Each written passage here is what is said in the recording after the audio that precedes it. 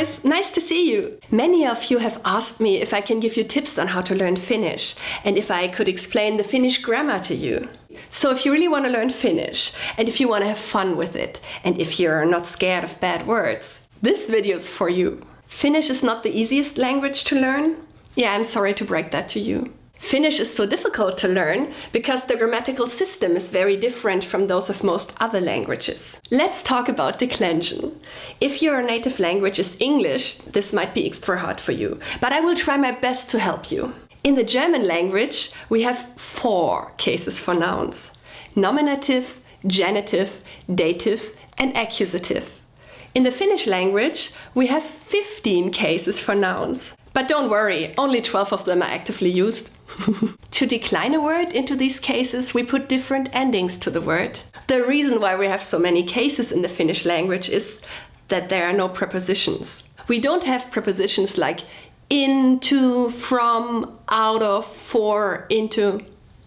So we also use cases to express a location or a direction. And by we, I mean the Finns. I will show you now on an example how that works. A little disclaimer, this video contains explicit language because we're gonna exercise the Finnish declension with my favorite word, vittu. Normally the word talo is used for that. Talo means house.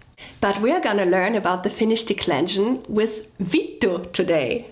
Vittu is a Finnish swear word and it translates into Dear YouTube, this video is for educational purposes, so I'm allowed to say that without getting demonetized, right? Okay, but we will find a nicer translation for vittu.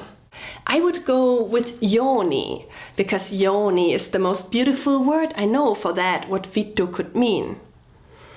But I guess not everybody out there knows what yoni means. So we're gonna go with vagina for the purpose of this grammatical exercise. Just a little thing for the Finns among you. I know that the word pillu would be much better to describe this anatomical region of the body. I know that vittu has a much broader meaning, but vittu is my favorite word and we're gonna translate it to vagina today. Let's start the grammatical exercise. Are you ready?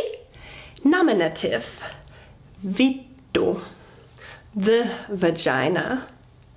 Genitive, vitun, of the vagina in the sense of belonging to the vagina.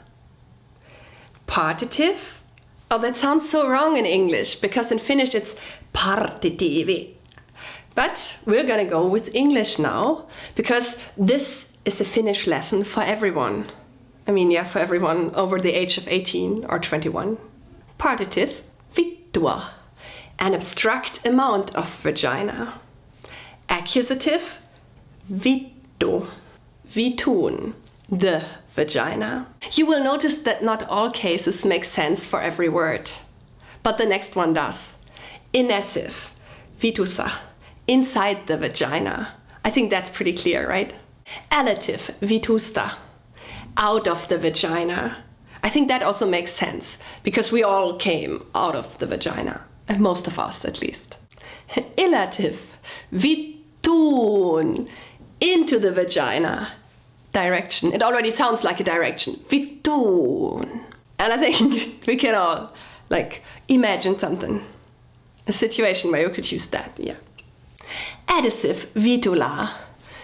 Next to the vagina, close to the vagina, at the vagina. Ablative, vitulta. Away from the vagina. Elative, vitulle, in the direction of the vagina or for the vagina. Like if you give someone a present. If you would have a present for me, it would be Katille in Finnish. And if you would have a present for the vagina, it is vitulle. Essive, vittuna, as a vagina. Like if you would dress up as a vagina for a Halloween party. Translative, vituksi, into a vagina, in the sense of a new state as a result of a change. Like if a witch would come and put a spell on you and turn you into a vagina. Ablative, vitutta, without vagina. Yeah, that would be very sad. For the ones among you who counted, these were only 13 cases. But that was only the singular. And in the Finnish language, we have 2 cases that exist only in plural form. Shall we get to the plural now? Nominative vitut, the vaginas. Genitive vittujen, of the vaginas, in the sense of belonging to the vaginas. Partitive, partitive vittuja, an abstract amount of vaginas. Accusative vitut, vittujen, the vaginas. Inessive vitussa, inside the vaginas. Elative vitusta, out of the vaginas. I guess you could use that if multiple people are coming out of vaginas at the same time. Illative vituin, into the vaginas, direction again. Adessive vitulla, next to the vaginas, close to the vaginas, at the vaginas. And we have also a very similar word in Finnish that if you use it as a verb can mean to behave like a vittu towards someone.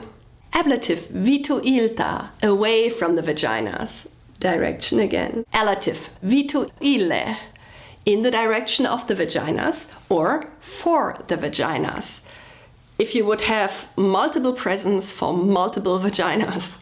Essive vittuina, as vaginas, like if you and a group of friends would all decide to dress up as vaginas for a Halloween party.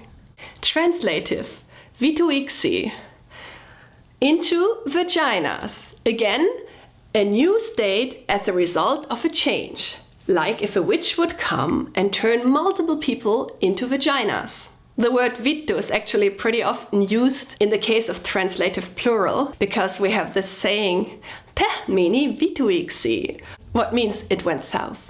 Adessive vituita, without vaginas. And now the 2 new cases that only exist in plural form.